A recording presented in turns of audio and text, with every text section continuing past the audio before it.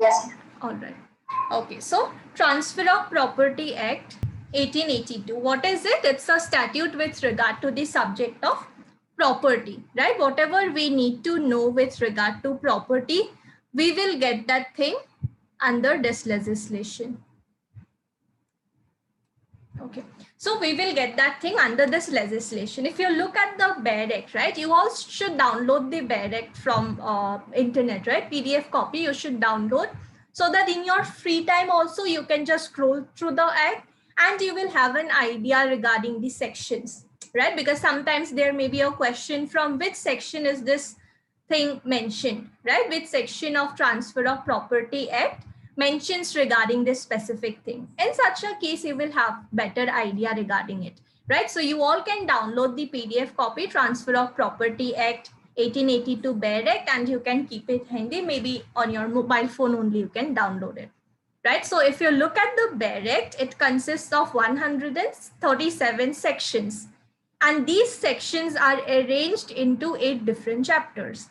Now, this is common for most of the legislations, right? Everything would not be put together just like an essay, right? It will be well organized in different chapters, different parts, or different sections.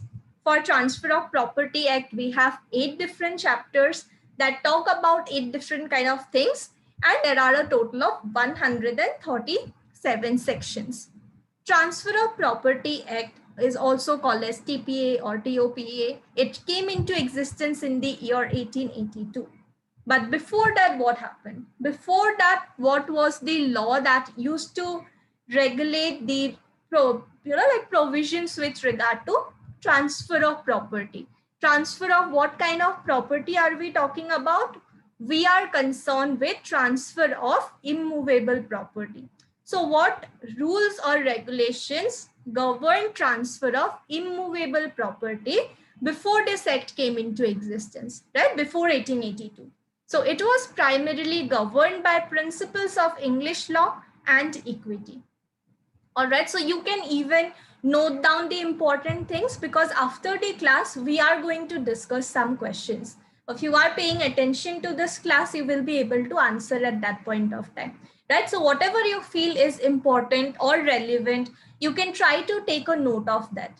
And after end of the class, when we discuss the questions, that time you will also realize whether you were able to note down the important things or not, right? So you can try doing that, and while discussing the questions, maybe that will help you answer in a better way, right? So what happens is, with regard to Transfer of Property Act, it came into existence in the year 1882, but before that, all the transfers with regard to immovable property were governed by principles of English law and equity.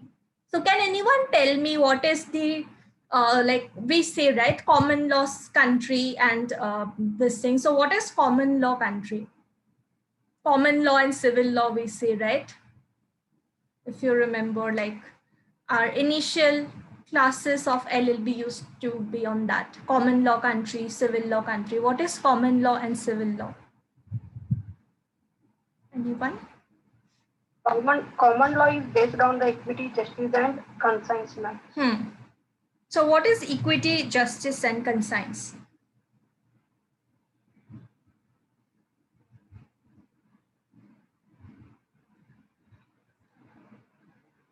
What do we include under that? And is it applicable even in India? Is India a common law country or a civil law country? India is common law country. India is common law country. So what is civil law country then?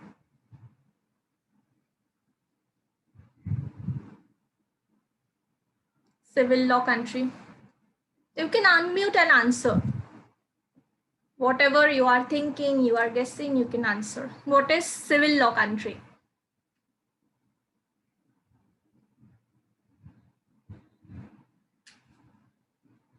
So common law country is where equity, justice, conscience, all those things work.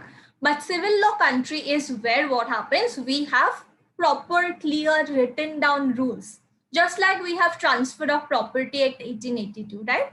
So what happens in civil law countries is once tomorrow you become a judge, what happens is you don't need to apply your mind that much, but rather you will be given that legislation, because we already have the rules framed, right? So you will be given that law, and what you need to do is you need to read that legal principle and then apply that principle in the given situation, right? So basically you try to understand the law and then apply it to the case that is there in front of you to decide, right? You are not applying your mind in that case, thinking whether it would be just, whether it would be unjust, whether parties would get justice. You are not much concerned with regard to that, but you are more concerned with regard to what is written in the law, right? So that is basically what a civil law and common law country. If we talk about India, it's like a combination of common and civil law, right? We have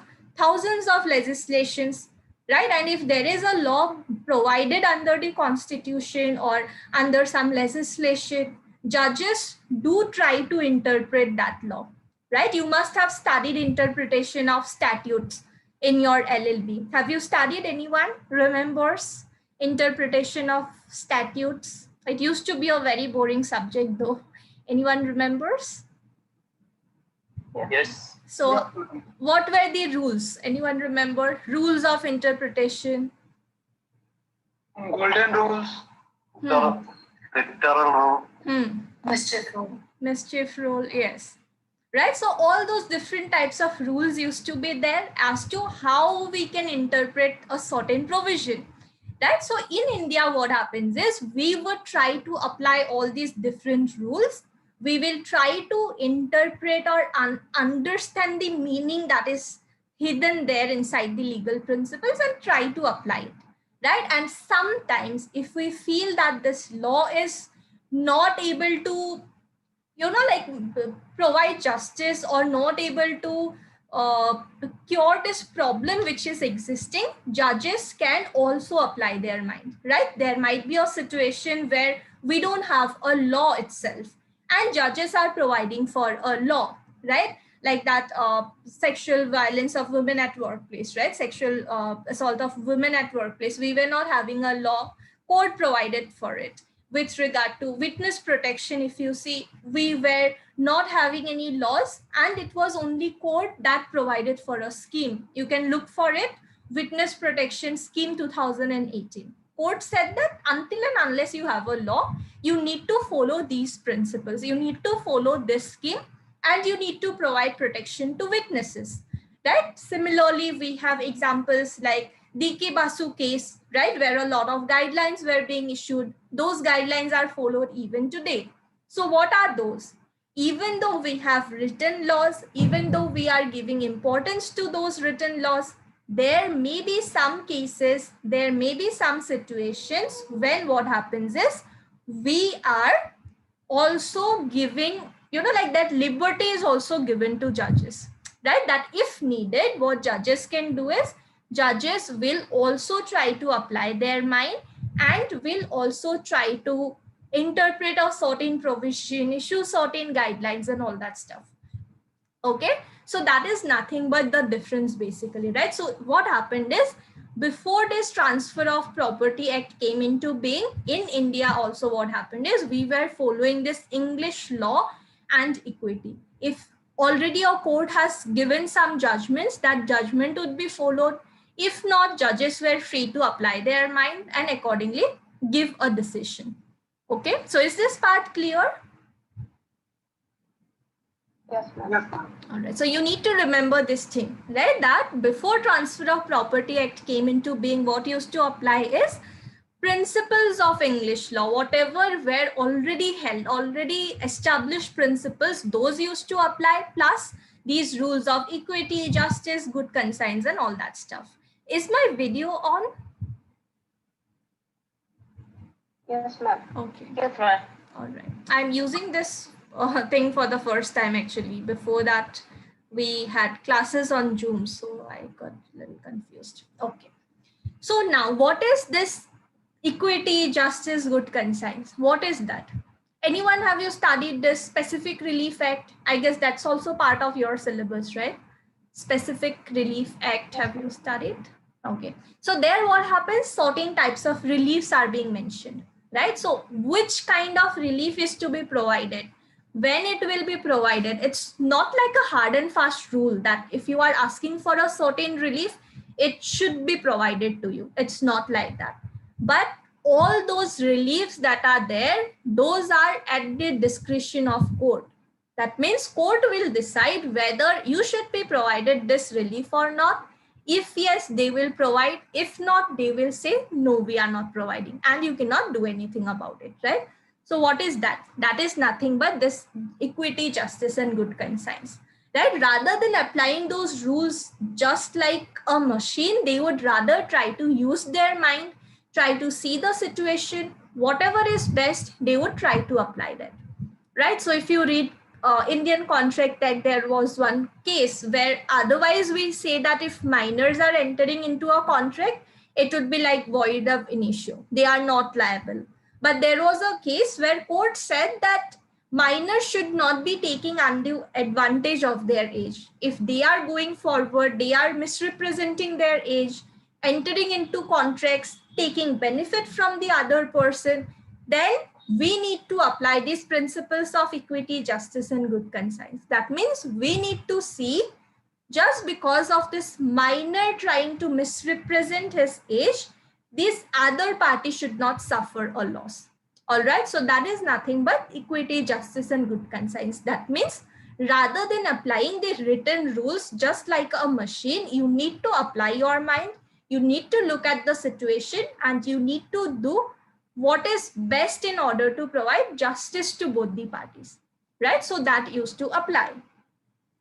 Now, Transfer of Property Act, what happened is there used to be a lot of confusion with regard to it. So it was basically proposed, we would come to that.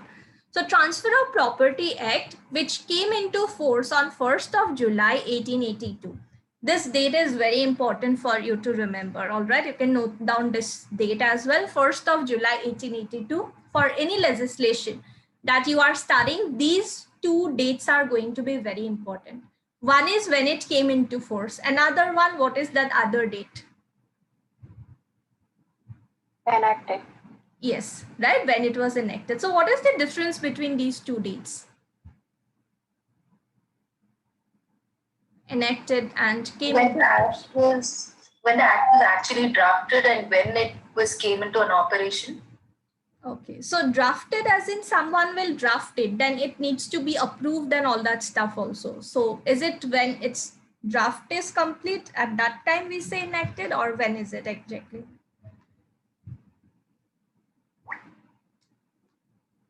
Enacted, what is enactment date?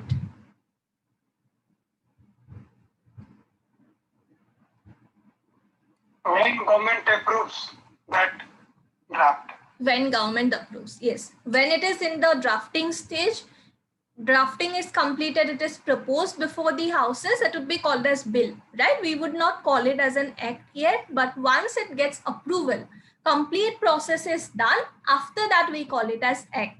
Once it receives its approval, right, from president, then we would say that this is the date when it was enacted, right? It was accepted basically. But why do we need two different dates? One is enacted, one is came into force. Why can't it be the same date? Why do we need two different dates for it?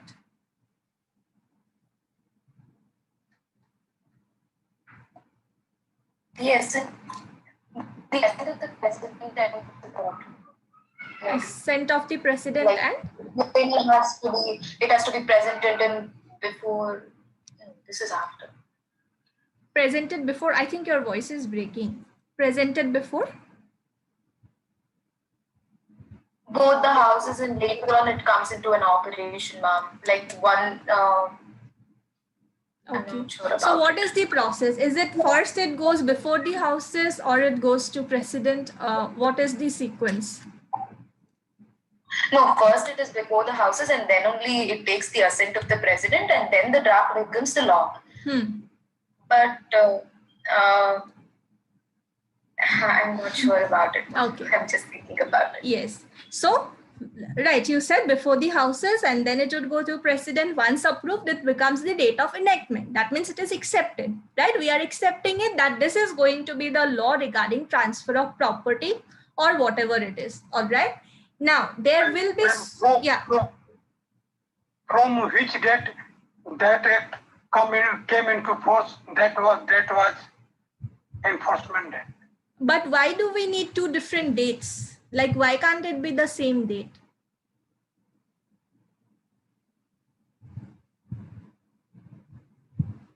Maybe it will be enacted first before the public. And then extension, again, it would be, a correction would be made and operational date would be passed.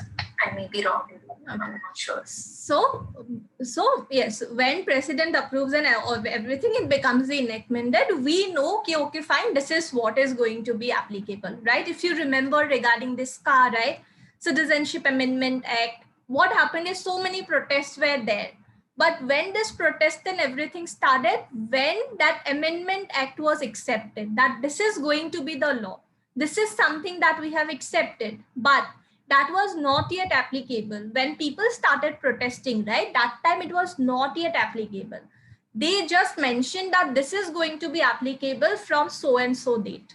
Okay, so why this so and so date is mentioned? Why can't we make it applicable from that date itself? Because mostly if you see the law, right, there are so many provisions mentioned, right, that you need to do this, that, this officer, that officer, there would be some appropriate officer, this body, government body, all that stuff mentioned, right? So you need a little bit of time to make all those arrangements also, right? If we are saying that for transfer of property, you need to register before registrar. But what if we don't have a registrar only, right? All those formalities would take some time.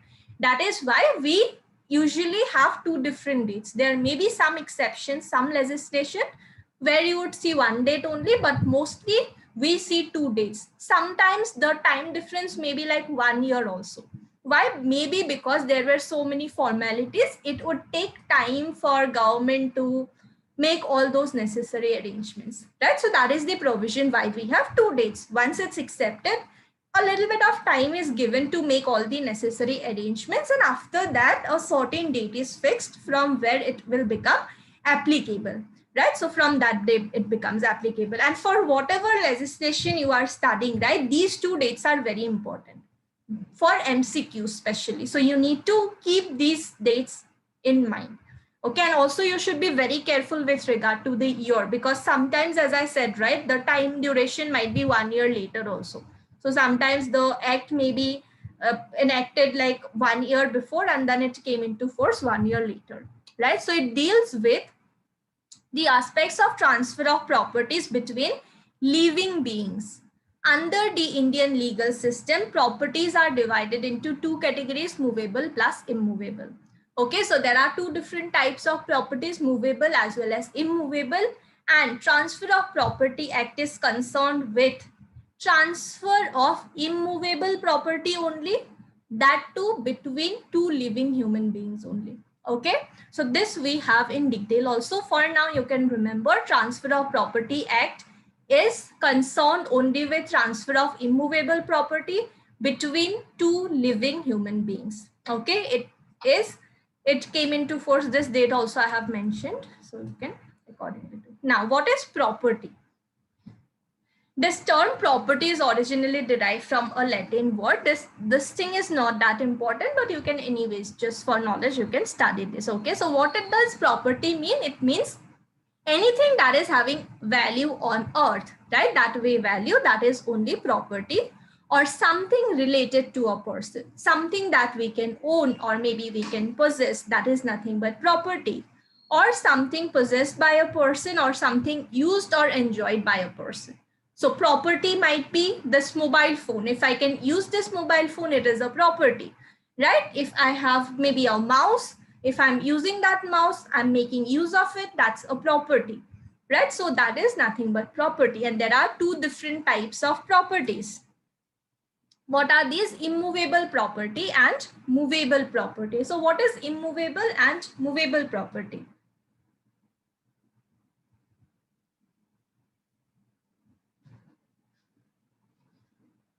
Anyone? Ma'am, I think that can be moved from one place to another. Immovable, movable property. Immovable means mainly the property, the land. Yes. Or any kind of heavy machinery which is a fixed asset. Yeah, right. So generally what we understand is movable as in something that can be moved, immovable as in that cannot be moved, right? But these two words may have a little bit of different meaning considering the law that we are studying, right? So if you are studying maybe theft under IPC, what is movable property? A little bit different it might be as compared to what is given under Transfer of Property Act and some other legislation, right? So definitions might slightly vary. Whatever legislation you are studying, you should be concerned with the definition provided under that legislation only. All right, so what is it? Now, General Clauses Act. What is General Clauses Act?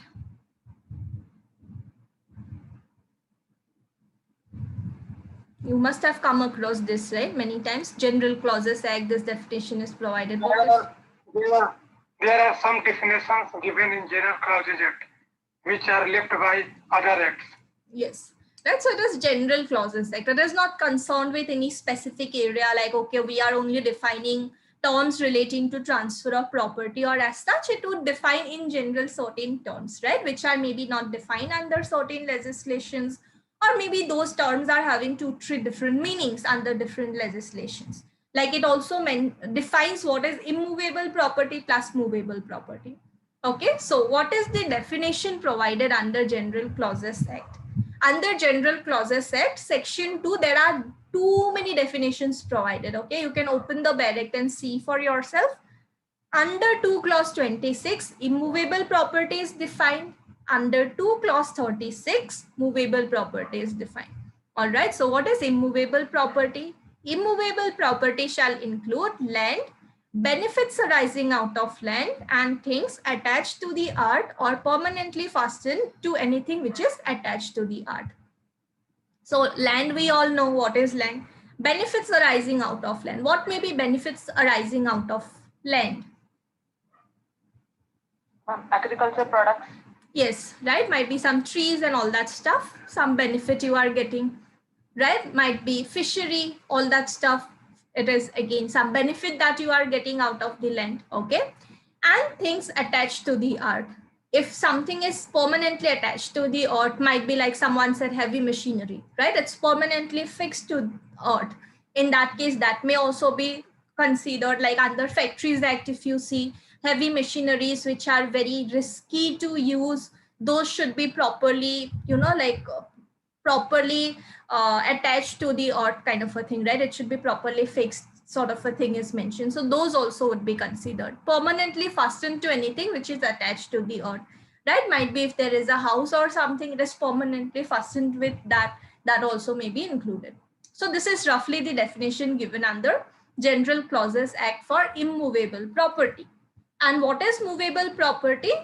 Movable property shall mean property of every description except immovable property. Whatever is not included as immovable property, all of that will be movable property.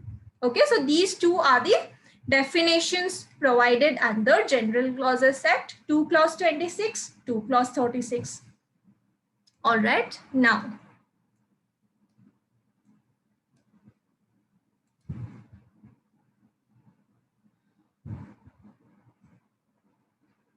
next we have the definition provided under Transfer of Property Act. As I told you, Transfer of Property Act is only concerned with immovable property, right? So what definition we are getting under this act is definition of immovable property only. So what is immovable property? It is defined under Section 3.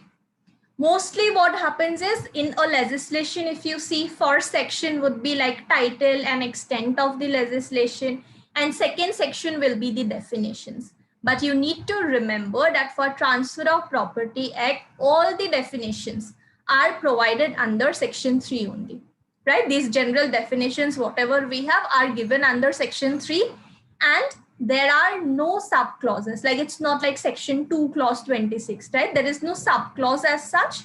So it's kind of easy only for you to remember whatever 5-6 definitions are provided.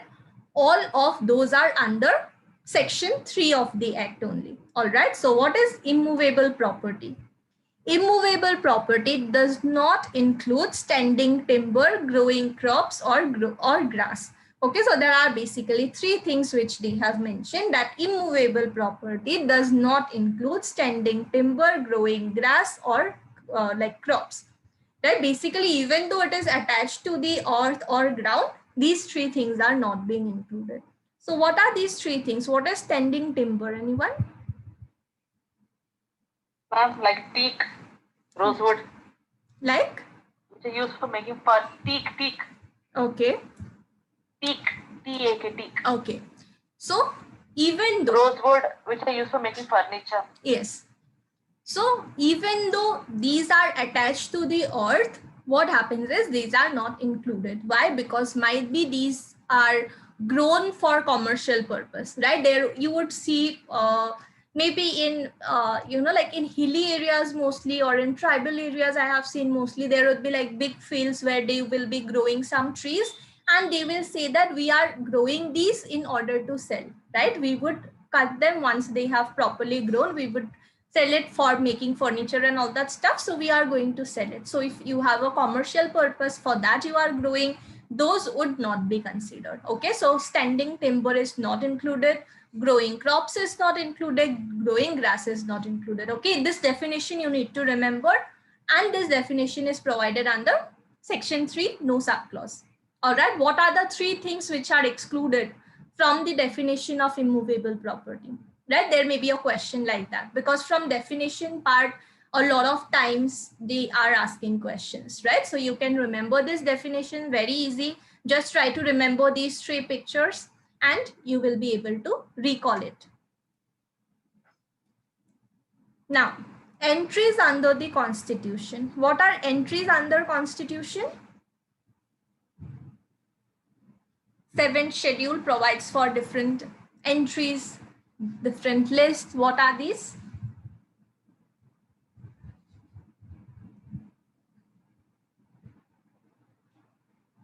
Anyone remembers entries?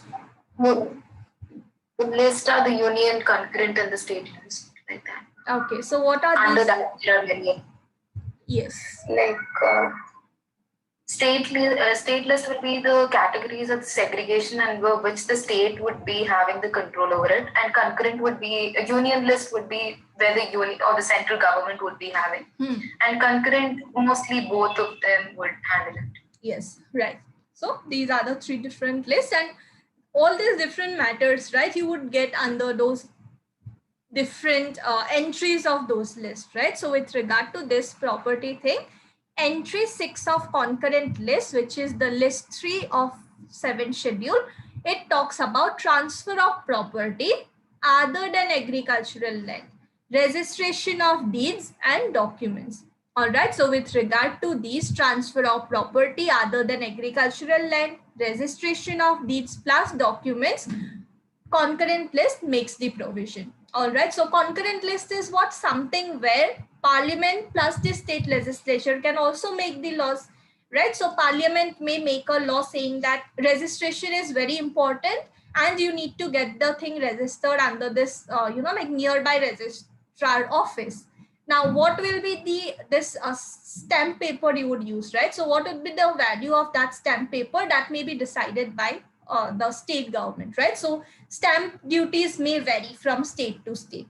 Okay, so that is what it is coming under concurrent list. With regard to state list, it is entry 18, land, that is to say rights in or over land, land tenures including the relation of landlord and tenant, collection of rents, transfer and alienation of agricultural land, land improvement, agricultural loan, colonization, all that stuff is coming under state list, right? So if you are looking for some tenancy act, right, I think there is something called as Karnataka Rent Act, right? Why is it Karnataka? Because that is a matter coming under state list, right? Similarly, you would see for other states also, right? Like I think from Maharashtra, some, like what would be the maximum limit with regard to rent, those kind of laws are there, right? So those are what coming under state list entry 18, right? This also you may find it relevant. I have not seen much questions, but again, this is something that you should be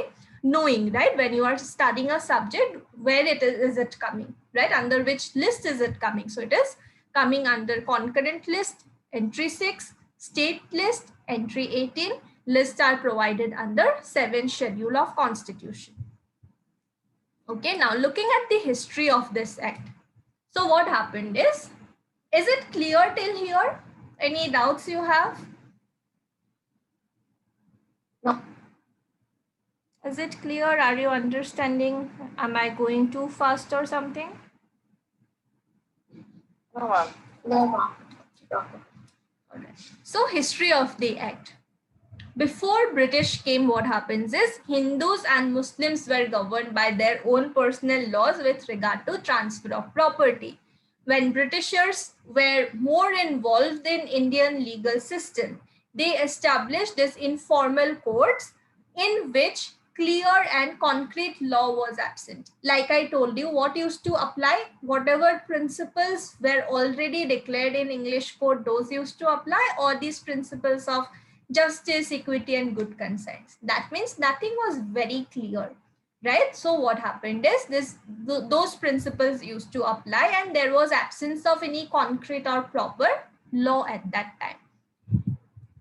Various high courts expressed the need that they need a specific act where all the provisions will be specifically mentioned, right? Whatever is applicable, all those should be mentioned in one proper legislation. And with regard to property, there should be one specific legislation. As the principle of good conscience, equity, and justice were very much confusing, and it also created uncertainties, right? So that is why it was proposed by the courts that they need a specific legislation with regard to this matter. After that, what happened? After they proposed for it, there was this first law commission. So you must have seen these Law Commission of India reports, right? What is Law Commission basically? Law Commission?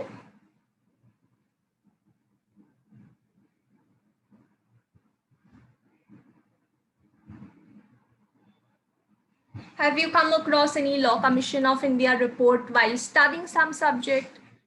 Yes, in the IPC. In IPC. Like there was first Law Commission and then followed by the second Law Commission, and then the Act came into existence in 1860. Mostly, I feel during that time, the British rule, it was like the juries who used to handle, and I think those committees formed or drafted it, and then it was submitted.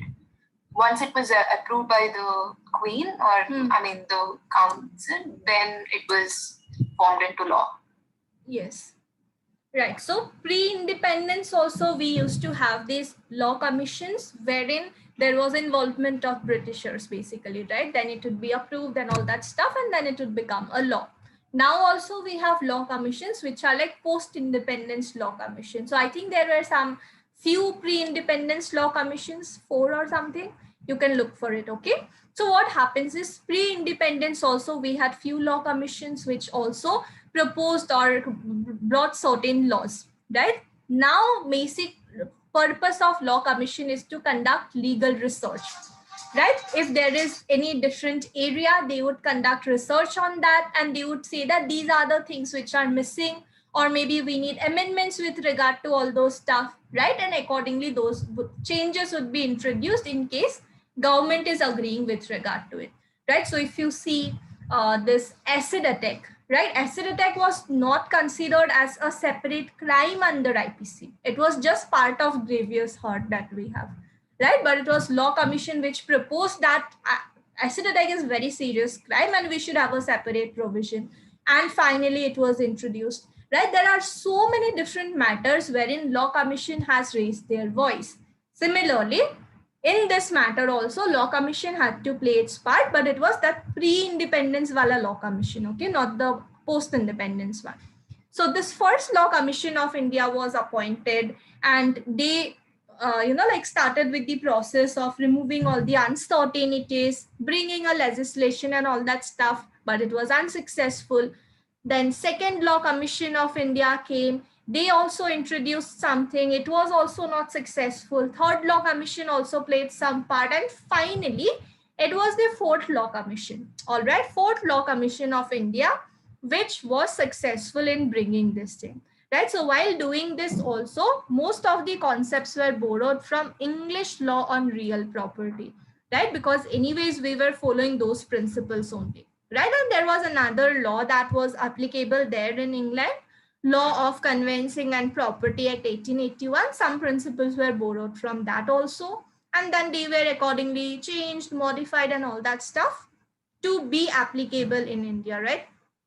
And finally, it was done. So despite various amendments and all that stuff, it was not done. Finally, it was Fourth Law Commission, pre-independence one, that was constituted, and they only introduced this thing, right? And that Fourth Law Commission of India, this pre-independence one, they also introduced Negotiable Instruments Act, Trust Act, Easement Act, Transfer of Property Act, and all that stuff, right? So I think Negotiable Instruments Act also you have in your syllabus. So that was also introduced by this same commission only. All right, so this is like a basic history with regard to it. Why was it introduced? Because there was so much of uncertainties, right? In order to clear it, in order to bring everything under one single legislation, this law was introduced. Finally, it was successful. Now, two important dates, as I told you. What are these two dates? When it was enforced, it was 17th of February 1882. In the same year, 1st of July. Okay, 1st of July 1882, it came into force, right? You need to remember these two dates, no other option. Okay, so how good are you in remembering these numbers, dates?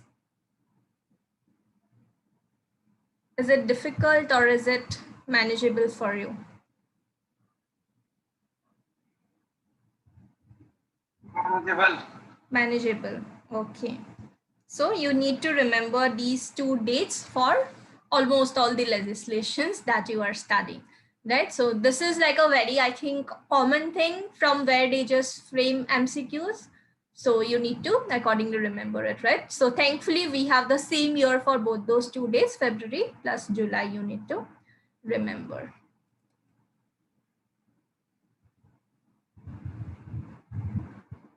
Okay, next. Movable and immovable property. Transfer of Property Act do not define the word property, right? But Indian Registration Act 1908 under section 2 clause 9 defines movable property includes standing timber, growing crops, fruits upon and juices in trees, and property of other description except immovable property. Okay, so these definitions are being mentioned under all those different legislations, as I told you, but we will be more concerned with what is the definition provided under Transfer of Property Act. So those properties may include any kind of vehicles, books, pens, weapons, furniture, shoes, all that stuff will be included under movable property. What is immovable property? Mostly we understand it as real property, right? So the word immovable property is defined under different laws, right? So under section 3 of Transfer of Property Act, it says these 3 things are not included, right? So under General Clauses Act also we saw what is the definition. Under Indian Registration Act also it is being defined. Immovable property includes land, buildings, right, hereditary allowances, right of ways, right to sunlight, right to ferry, right to fisheries, all those stuff is being mentioned under Indian Registration Act. But what is the definition that we are concerned with is this one, section 3 of Transfer of Property Act. All right, and that section 3 is also providing for some other definitions also, from where again questions are being framed. Okay, that under this definition, what is included, what is not included, those kind of things are included. Like you don't need to remember the definition like the complete one, but you should be knowing what is it that is provided under the legislation, right? Because there may be a question, what all things are included, what all things are not included under this definition, right? So you need to know what is mentioned there even if you don't remember the entire exact thing. So after understanding all those definitions, what we understand is immovable property will include land. It will include any sort of benefit that is arising out of the land. It will also include things which are attached to the earth, right? Like permanently something is attached, like heavy machinery and all that stuff. Those also will be considered. Right, it would also be considered right of way, fisheries, water, and all that stuff will also be included under this definition, right? So if someone is having like there will be these government contracts, like tenders, okay? Government would ask people that we are organizing this auction. If you want to like have this right of fishery for these certain many years, you can accordingly take part in this auction. People would come forward, they would pay a certain amount, and this fishery rights will be transferred to that person for a certain duration, maybe 1 year or 3 years. Okay, so those are also considered as immovable only. Okay, the word immovable property does not include the following things: standing timber, standing crops or growing crops, and grass. Like those three pictures you can try to remember, and you will be able to recall what all things are not included, right, under the definition which is mentioned under section 3 of the act. Now there are again properties, as we saw, right? It is movable property plus immovable property. Similarly, there are two more other types of properties which are being mentioned. What are these? Tangible property or corporeal property, and intangible property or incorporeal property. So what is tangible and intangible property?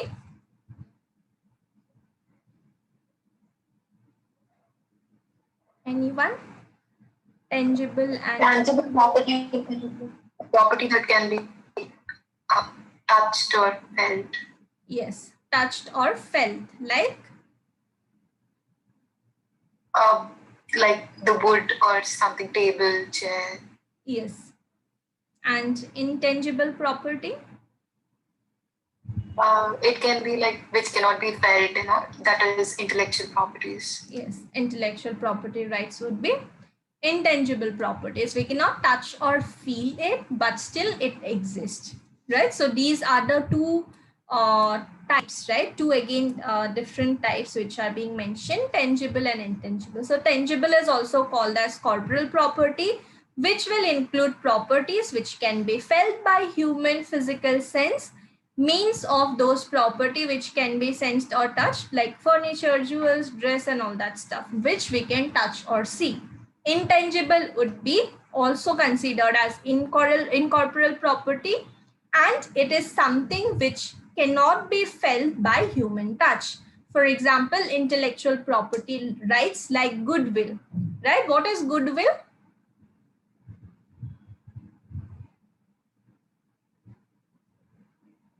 Goodwill is basically the reputation of an institution. It can be an organization, a business, or something that they hold, that they would have earned it. That would be good. Yes, goodwill is some kind of a reputation that they have earned, right? So if I am from a different state, right? I have maybe gone to KFC in that particular state. If tomorrow I'm going to another different state, there I want to buy something from KFC, I know that this taste would be of this certain standard or quality, right? It would not be like a very different thing, right? Even if I'm going to a completely different state, I am still assured about its taste or its whatever, right? That is nothing but goodwill. We cannot touch or see or feel it, but still it exists, and that is something which gets them customers, right? So similarly, copyright, trademark, patent, design, formulas, etc., all of those would be intangible property. So where is it that copyright is applicable? Publishing of books. Publishing of books. Okay, so books like videos. Videos. All right. So book Movie. is something that we can touch, see, or feel, right? So how come is it intangible? It's a right, ma'am. it's not just the physical book, it's the right to print. Copyright is something, it's an intellectual property. Okay, but say if you have, maybe you have applied for patent, okay, and you got the patent, you would have the documents, right? You can touch that document, you can feel that, you can show that. It's just a document, right, ma'am? The fact is that the patent is not for the document, but for the actual, what do you say? Actually ideas, yeah. Yes, right. So whatever is the document, that again would be like a movable property, right? It's just a piece of document. It's like a movable property. But whatever right you are having, that right is something which cannot be touched or seen or felt. So that will be intangible property, right? So intellectual property right is a very good example with regard to it, right? So these are again two different classifications which we have with regard to a tangible property as well as intangible property. Okay, so next we have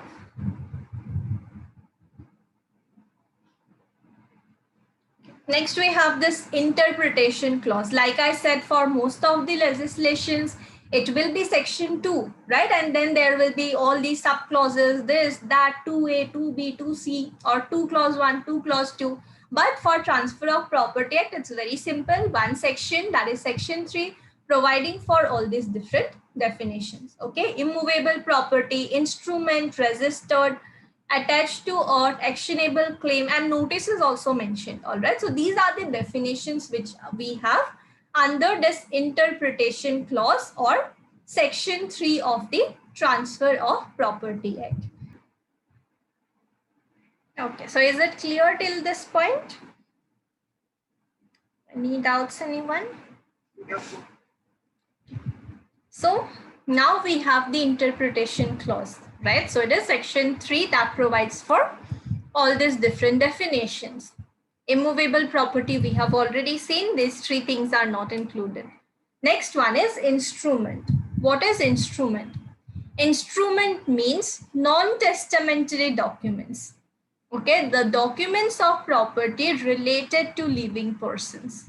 Instrument, if we otherwise hear this term, right? Instrument may be used for different words, right? Like a doctor may say my surgical instruments, right? Someone may say my, like a musical instrument, right? Someone may say my electronic instruments, right? Instruments may have different kind of meanings.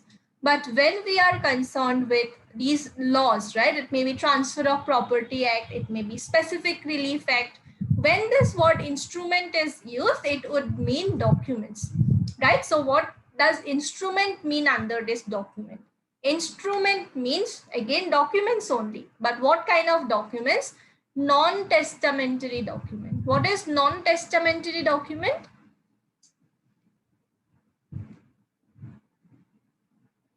Anyone? Non-testamentary document?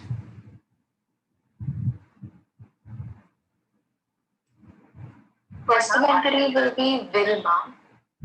Yes. I don't. So non-testamentary as in?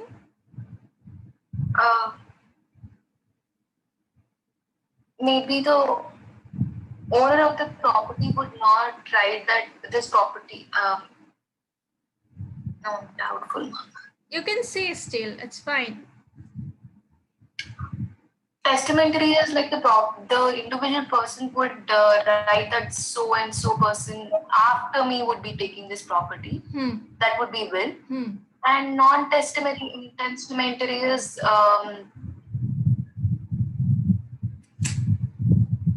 not getting the point. Yeah, you are correct only. Very close. What is non-testamentary? You already said the answer also. What is non? It's right opposite, ma'am. Like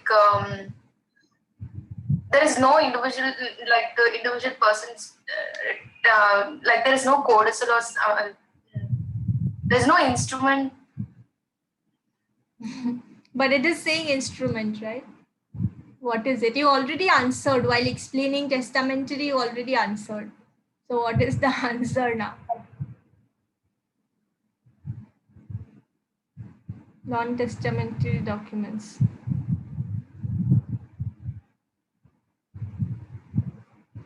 So you already answered, right? When you said will, what did you say? After me, who will get the property, right? That means that is after his death, what will happen to the property that he is mentioning, right? If it is quite opposite to that, what will happen? Again, it is given under the definition itself, documents of property related to living persons, right? Starting also we discussed, right? Property Act is concerned only with immovable property.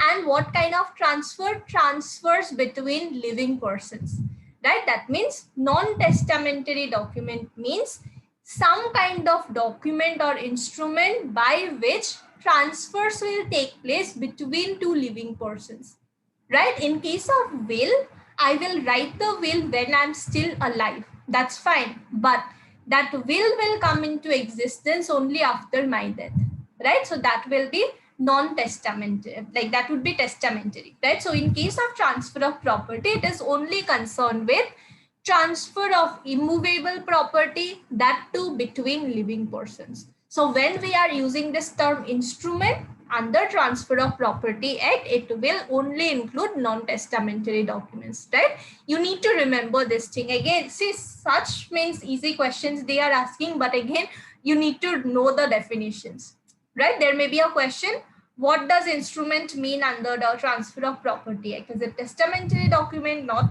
non-testamentary, all of the above, these, that kind of options. So if you know what is given under it, you will be able to answer, right? Like I told you, you don't need to remember, like mug up this entire definition, but you should know what is mentioned under it, right? So instrument means non-testamentary document because Transfer of Property Act is concerned with transfer between two living persons only, and that to immovable property. For example, sale deed, lease deed, gift deed, mortgage deed, exchange deed, and all that stuff, right? These will be examples of instruments. Registration. Okay, so when we say instrument, this registration is also important. So these instruments will be registered under Indian Registration Act, and with regard to transfer of immovable property of value of 100 or more, registration is necessary. In the nearest sub-registrar office, it will be registered, right? All the clauses and everything will be registered, and whatever rules, regulations, payment, and all other stuff is applicable, those needs to be done. Whatever is the provision with regard to witnesses and all, those also needs to be satisfied, right? So these are provisions that we need to satisfy, like who needs to be a witness, someone who is a major person, of sound mind, who is a qualified person, right? That person will accordingly be a witness, and accordingly it will be registered, right? This particular instrument will be registered. So when this thing is done, right, there are witnesses, they will affix their signatures to the document and all that stuff. Parties will put their signatures, they must mention their full name, address, occupation, and all that stuff. It is called as attestation. It is completely done between them. So these are not definitions provided, like we have instrument, and then next definition we have is definition of registered. Okay, this is just an extra information that I have added, right? So questions may be from all these definitions, what is included and what is not included, right? So what is registered now? Registered means registered in the state under the law for the time being in force regulating registration of documents. With regard to states, as I told you, the stamp duty and all that stuff may vary. So whatever is the rule or procedure, right? What documents you need to submit, how many witnesses are needed, accordingly everything should be satisfied and it should be registered. That is nothing but registration, right? That whatever law is applicable at that point of time, you need to satisfy it, you need to follow all those different laws.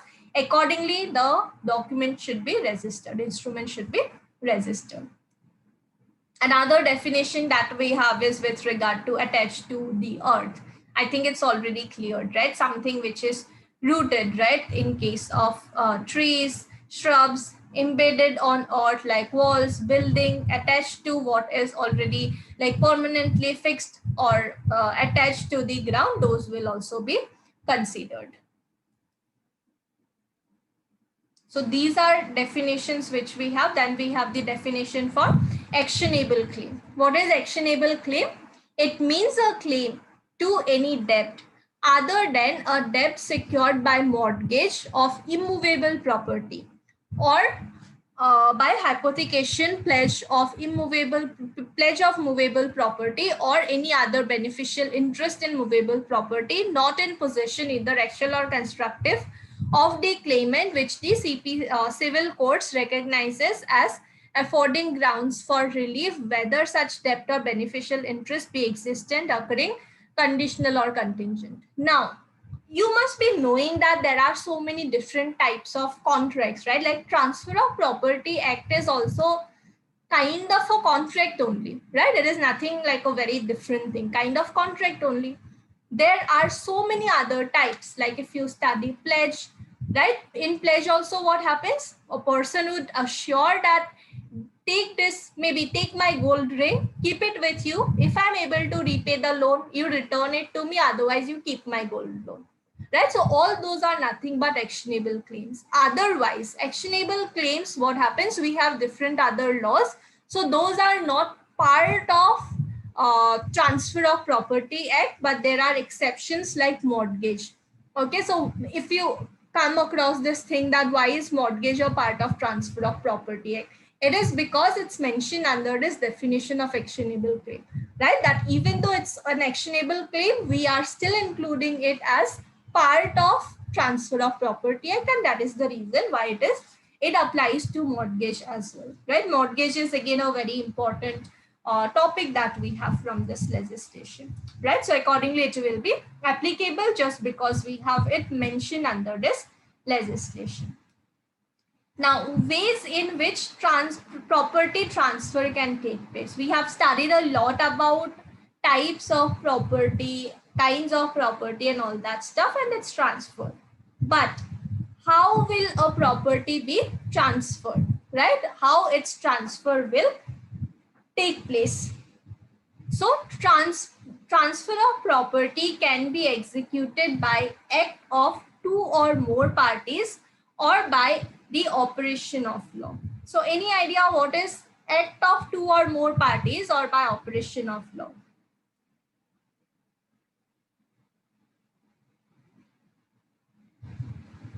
Transfer of property involves an agreement, ma'am. And it requires two or more parties. There should be two parties, ma'am. And it can be more than two parties. And which is legal, which is operational under the law. Okay.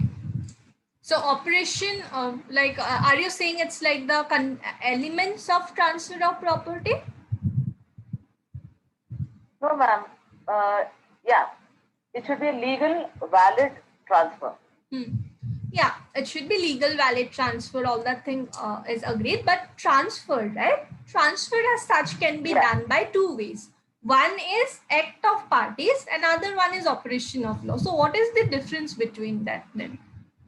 If we say act of parties. Act of parties, yeah, when two specific people, they agree and they transfer the property to each one from the other, one to the other actually. And by operation of law, where acquisition of land.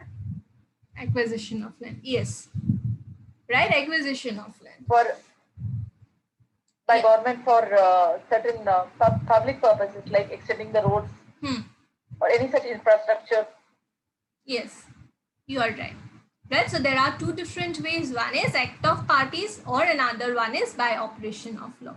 So Transfer of Property Act is applicable primarily on transfer of immovable property, that too from one living being to another. That means this is with regard to what? It is with regard to act of parties, right? Because living persons from one to another it is going. Also, the act is applicable on property transfer by individuals as well as companies, right? Because companies are also considered as persons under law, right? So that is understood.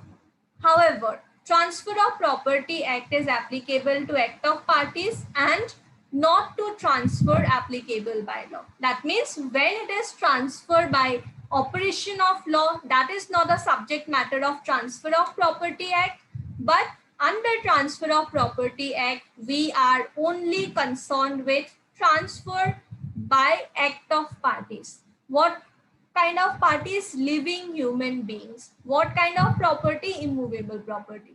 Right? These three things you need to remember. Transfer of property by act of parties, between living human beings, and immovable property. Okay, so after you remember these three things, we anyways need to know what is act of party and operation of law. So there was one case. Okay, this case is not relevant for like you maybe you would not expect a question from this, but in this case, right, it was explained what is this operation of law thing. So this was a matter before Supreme Court of India that mentioned what is transfer of property by operation of law.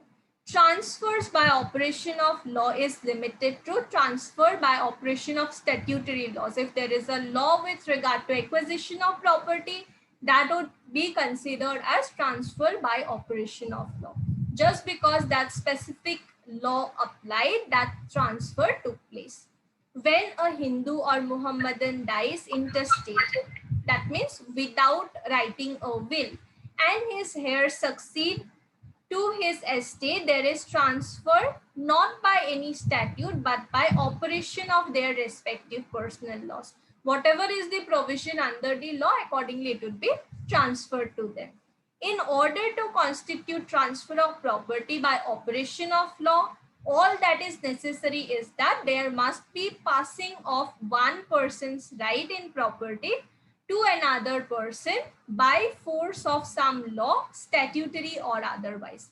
That means that specific law which we are talking about, it may be a statutory law, it may be some guidelines provided in some court case, right? It may be a precedent, whatever it is. It should be some kind of a law, right? So even if it is some like personal laws which are not maybe in a written form, it might be like a custom and all it's followed, that is also fine, right? It should be some sort of a law, whether it's a statutory law or otherwise. We are not concerned with that. We are just concerned with the thing that it should be done through operation of law. Okay, so this is what is operation of law. Is this part clear? Any confusion, anyone? Is it clear? Yes, ma'am. All right. Now, transfer of property, you can easily remember this with the help of this chart. Transfer of property can be of two different types: act of parties or by chart is not displayed, ma'am. Not displayed or half displayed? No, ma'am, not at all displayed the chart. Okay, so what are you seeing? Blank page or what is it? Only you, ma'am. Okay, why? Is it visible to everyone? I think. Yes, madam. Okay. Yes, ma'am. All right. So, Earlier one was better too. is it visible to you who was having problem? Ma'am, could you please go with Zoom? Zoom. All right. Is it fine now? Yes. Okay. So transfer of property can be done by two different ways: act of party or by operation of law. That part we understood. Now, what is act of party? Act of parties may be two different ways, right? One is testamentary, another one is non-testamentary, right? So testamentary as in from dead to living, like you said, will, right? So for example, will. What happens here? A person, living person, will write that after my death, my property should go to so-and-so person. Accordingly, it will be done. That will be testamentary. Here also it is by act of parties only, right? Because before my death only, I'm deciding that this person should inherit my property. That is what? Nothing by act of party only, right? By my action, it is being done, right? So it is testamentary, but it is again by act of parties like will. Here what happens? It is transferred from a dead person to a living person. Okay. Another type is non-testamentary, like we saw the definition provided, right? Non-testamentary as in living to living person, between two living persons, like a sale deed, gift deed, right? What is happening here is from one living person, it is getting transferred to another living person. This will be non-testamentary. Operation of law. What is operation of law? Somewhere some law is applied, whether it's statutory law, whether it's some precedent of court, whether it's some custom that parties are following. We have got nothing to do with it. It should be some sort of a law. All right, so that is nothing but by operation of law. So any example you can give? One, you already told that government acquires land for the purpose of construction of road, maybe. That we mostly see National Highway Authority acquiring land of private individuals to maybe construct a highway or widen a highway. Any other example that you can think of? Or any landmark case that you can think of for that matter? Landmark case. It is like so landmark that before joining your law course only you would hear about it, and entire lifetime you will hear about that case only. What is the case?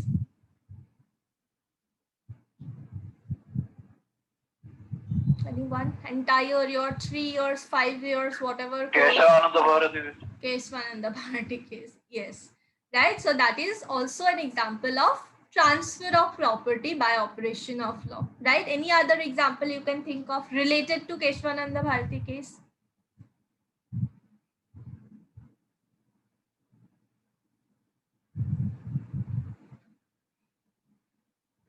So all those Sajjan Singh, Sankari Prasad, all of that would come, right? Same thing happened because. So what is operation of law? Examples if you take like Land Acquisition Act of 1894. Then for all these different states, Jamindari was abolished, right? UP Jamindari Abolition and Land Reforms Act 1950. Kerala Land Reforms Act. What was the main matter in Keshavananda Bharati case? Punjab Land Reforms Act, the main matter in Golaknath case, Bihar Land Reforms Act, right? All these are examples of transfer of property by operation of law. Just because we have this law or this provision, property was transferred, right? From all these two brothers in Golaknath case or Keshavananda Bharati from the Math, right? Whatever is concerned, property got transferred. Why? Just because we had this law applicable, right? So it was through operation of law only that it was done. So why these laws were introduced, these land reform, Jamindari abolition laws, why those were introduced?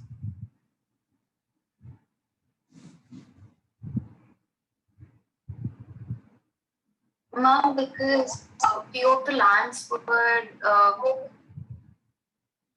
were present in case of few people only. It was like it's not equally distributed. Like we would have a land, whereas the poor would not have like any of us. To have an equal distribution of the land, I think the government acquired and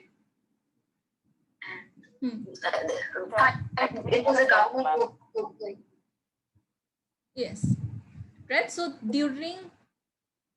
just after independence, right, this Jamindari system was very much prevalent, where big Jamindars would have like big areas of land. All the people would come and work under him. They would get some amount and it's done, right? So that time after independence, right, we had this constitution, so many DPSPs to incorporate and all that stuff. Government wanted to come up with developmental activities, but there was no land to carry forward those things, right? So as a result, government introduced all these different legislations like state laws, right? And then accordingly, they tried to acquire excess property from all these people and all that stuff. And then they started with it, right? So with regard to that, so many cases were filed. It led to amendment of Article 368 of Constitution itself, all that, like a big history, right? So all those would be examples of this thing, operation of law only, right? Cases, if you say Keshavananda Bharati, Sajjan Singh, Sankari Prasad, this Golaknath, all that stuff would come, all right? So is this table clear? If you remember this table, right? sorry, I just went to the, yeah. So if you remember this table, it should be clear that transfer of property can be done in two different ways, act of parties or by operation of law. Act of parties may be of two different types, testamentary and non-testamentary. Examples I have given: will, sale, and example of all these different legislations. Right, so these are examples. These are two different ways for operation of law. We don't have any way types as such, but this is the thing. Is this table clear?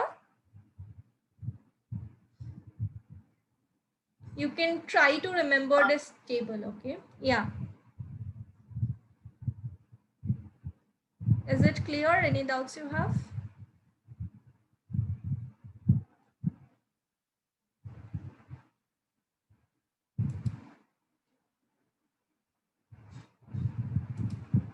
Now, from that table, what we understood, right? Or otherwise, whatever we have studied till now, what we understood is that property, okay? What kind of property? Transfer between whom and what law will be applicable? All right, so this is just like a rough thing, what I have added. Property, what kind of property? Immovable property. Transfer from one living person to another living person. In that case, Transfer of Property Act is applicable. All right, transfer of immovable property between two living persons, Transfer of Property Act is applicable. So this thing you need to remember. All right, next is movable property between living person to another living person. Sale of Goods Act would apply, right? Sale of Goods Act 1930. Before this act came, Contract Act used to apply. Now Sale of Goods Act apply. If we are concerned with whether movable or immovable property, but it is from a dead person to a living, Succession Act would apply, right? All the personal laws that we have, those would apply. So we are concerned with this first point, immovable property, living person to living person. What law applies is Transfer of Property Act 1882. All right, so if you look at the legislation, if you look at the Bare Act, this act is having 137 sections in total, and they are arranged into different chapters. First thing is the preliminary part, right? So we have mostly covered this first part. Second is transfer of property by act of parties, sale of immovable property, mortgage, lease, exchange, gift, and transfer of actionable claims. All right, so this is the the classification which we have. Again, all these sections are not included in your syllabus, right? There are certain topics given. We are going to cover all of those topics plus some questions from that part. All right, so this is the classification which we have otherwise. What is section 4? Basically, section 4 says that if, like I told you, right, Transfer of Property Act is also kind of a contract only, right? So wherever some provisions we need to study, right? Like if there is something missing, we would refer back to the Indian Contract Act only. All right, take for example, if we are talking about witnesses, right? Who can be a witness? It will be again those essential conditions of Indian Contract Act. Section 11 needs to be satisfied. All right, so section 4 basically says that wherever needed, we would again go back to Indian Contract Act to get those provisions. Same things would be applicable here also, because it is again kind of a contract only, right? So mostly we have completed this preliminary part that we have, and these are the 8 different chapters, okay, and the sections. Okay, so if you have any doubts, any confusions, you can ask, because we have completed this first class, whatever was there, right? We have completed that. So anything you want to be repeated, something you can tell.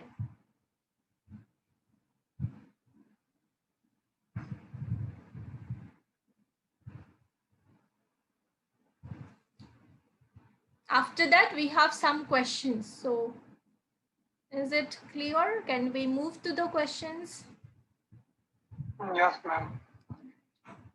So did you take notes, important points or not?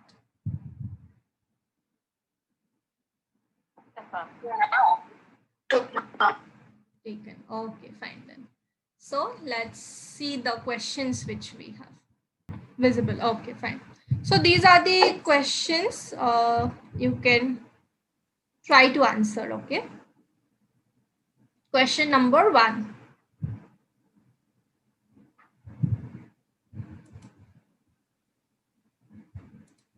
Question number 1 का answer वो ए होगा ma'am. Principles of English law and equity. Yes, right? Question number 1. Yeah, so question number 1 is A. Right. Second one.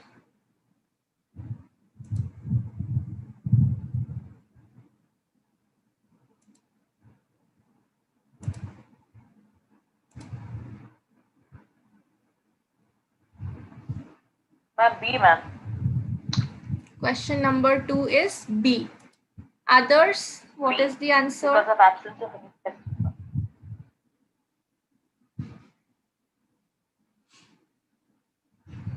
Others, 1, 2, 3, 4, 5, 6, 7, 8 people are there. Only I think 2 are answering. Others, what is the answer?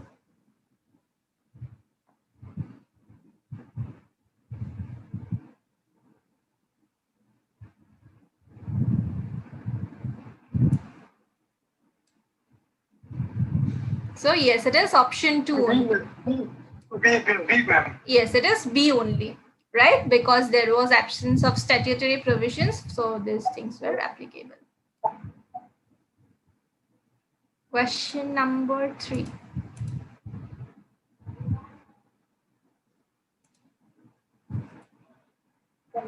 E. 1882. D. 1882 D ma'am. 17th February 1882. See, that was the last thing which was done. Okay, Law Commission. 1877, Yes, ma'am. 1877 it is. Ma'am, Okay? 1877. Yes, if you read the complete history, right? After I share the document, you can read the complete history. After that, it was introduced in Legislative Council and all that stuff. So it is 1877. Okay, you can go through the entire document. Next one, Transfer of Property Act was enacted in the year B ma'am. 1882. 1882. 1882. I think it was obtained on 17th February.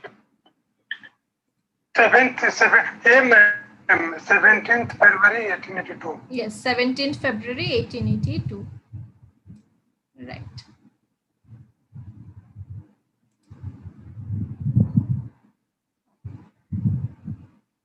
First Amendment to Transfer of Property Act. I have not mentioned this thing. It is 1885. Okay, option number D. It was not included in the document, but it is 1885.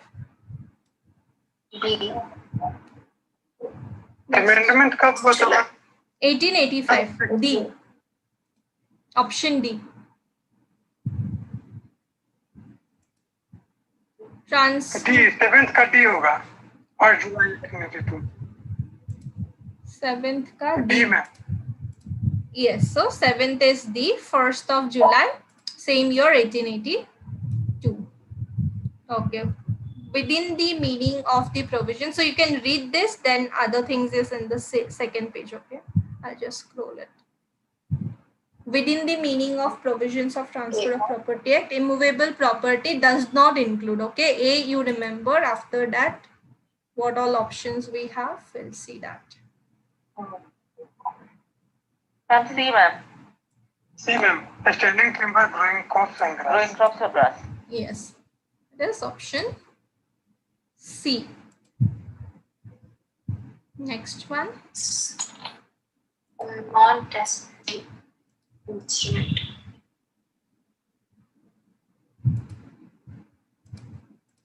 It is non-testament. Testament ये instrument. Ma'am. Yes, instrument 9th means, का ये ma'am. yeah, instrument means non-testamentary instrument, right? If you get confused between non-testamentary and testamentary, you can basically remember like non-testamentary, right? So it would be no is there, right? So it is someone who has not died yet, right? Non-testamentary, so not dead. That means between living persons, like that you can Remember. All right. So it is instrument means non-testamentary instrument. Which section provides for the definition?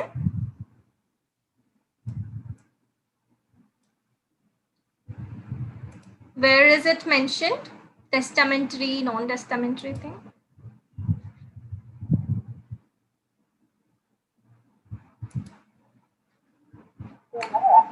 Just section 3 that mentions this, right?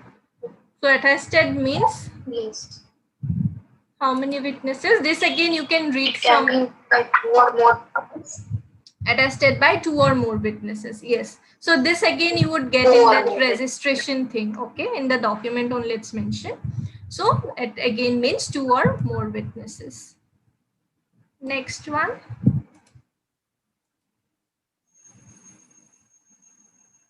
Registered pertains to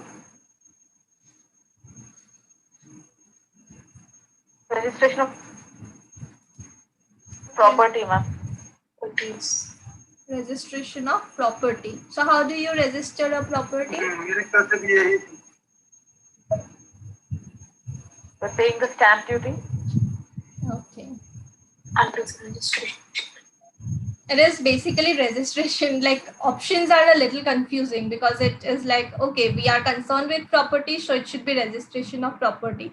But it is registration of documents because whatever is the deed, right? Whether it's sale deed, gift deed, whatever is the deed, you register that deed, right? Property as such, they would not come and register the property somewhere, but the document they would register, right? You would go to the registrar office to get that deed registered. So it is registration of documents. Yes, ma'am. Okay. So it was Okay. option B. Question number 12.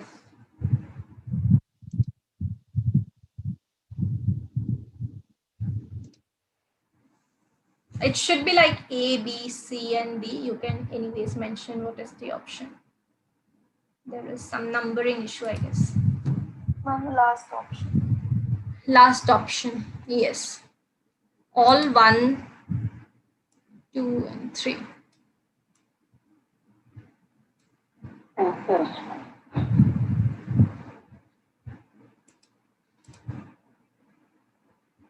Indian Contract Act, ma'am. Yes. This Indian Contract Act, right?